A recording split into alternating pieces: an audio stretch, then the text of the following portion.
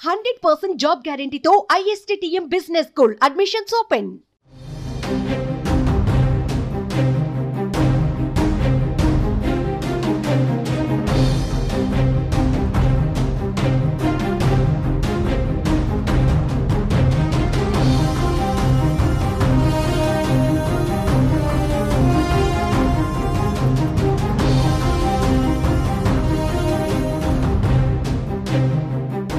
AP assembly speaker Ayyanna పాత్రుడికి మాజీ CM YS Jagan సంచలన లేఖ రాశారు. ప్రజా సమస్యలను చట్టసభలలో బలంగా వినిపించేందుకు ప్రతిపక్ష హోదా ఉండాల్సిందేనని, ఈ విషయంలో పరిశీలన చేయాలని వైఎస్ లేఖ రాశారు.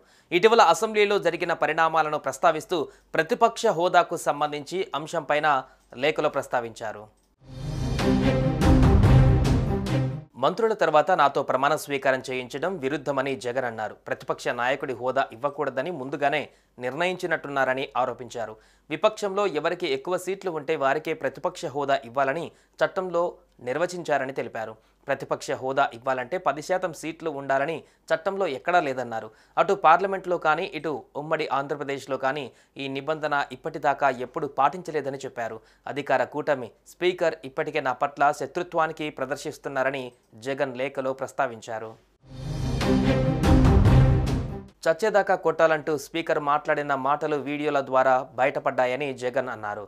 ఇక ఇలాంటి నేపథ్యంలో అసెంబ్లీలో గొంతు విప్పే పరిస్థితులు కనిపించడం లేదని, ప్రతిపక్ష హోదాతోనే ప్రజా సమస్యలను బలంగా వినిపించే అవకాశం ఉంటుందన్నారు. ప్రతిపక్ష పార్టీ హోదాతో సభా కార్యక్రమాలలో పాల్గొనేందుకు చట్టబద్ధమైన భాగస్వామ్యం లభిస్తుందని తెలిపారు. ఈ అంశాలను దృష్టిలో ఉంచుకొని లేఖను పరిశీలించాలని కోరుతున్నానని వైఎస్ జగన్ పేర్కొన్నారు.